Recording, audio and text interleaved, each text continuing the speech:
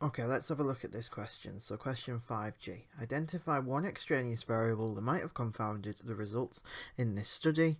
Explain how the variable might have affected the recall of Spanish words by participants. It's actually asking you to do quite a bit, so let's break it down to see what's going on.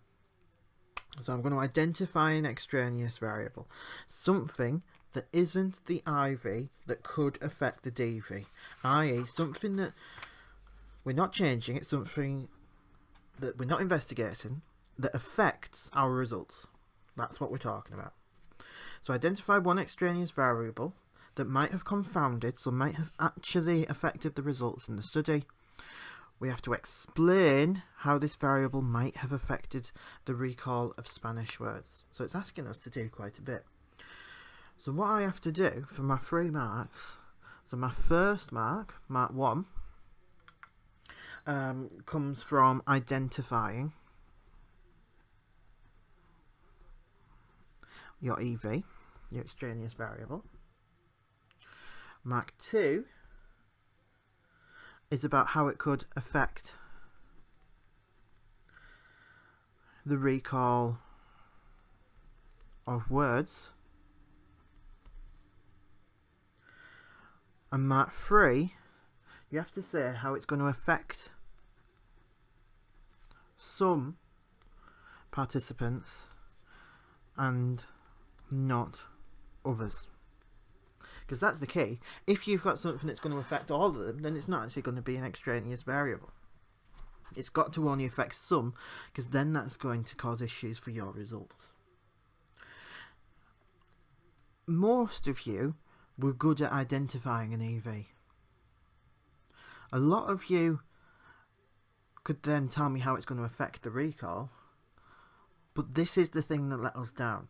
Why does it affect some participants and not others? So there's a few different things that you could talk about. So there are some environmental things. So environmental variables, in other words, the conditions of the room.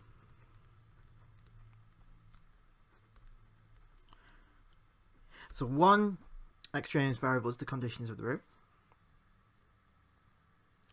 This could affect the recall of words, in that some participants who were in one room that was, say, too hot might not have been able to recall as many as those that were in a room that was comfortable. And this would affect this study because some participants were in one room, some were in another room. So the ones that were in the comfortable room would have recalled better than those that were in the hot room.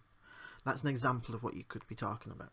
Because in this one, some participants were in one condition, one different room, and one were in another one.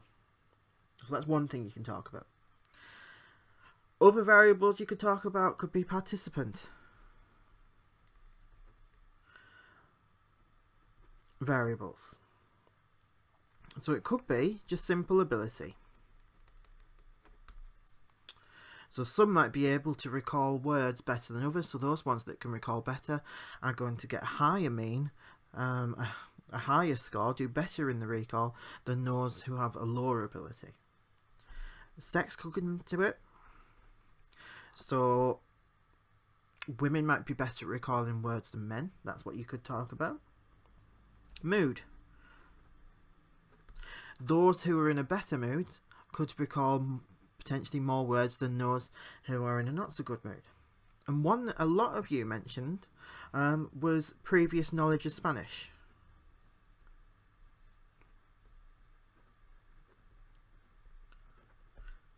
A lot of you said that the students could be studying Spanish.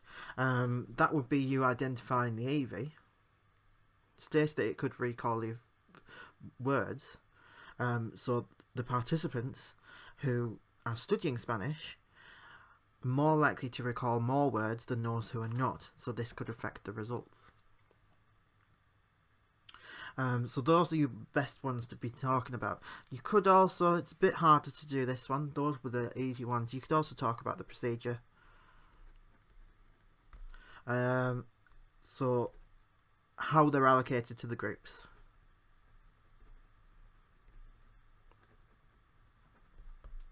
The research might be biased towards certain people rather than others, but that's a harder one to do. Most of you started off with that one. I think that's the easier one to do. It's just you need to make sure that you said how it's going to affect some of the participants, not others. So those who were studying Spanish or previous knowledge of Spanish are going to do better than those who are not, and that could affect the results.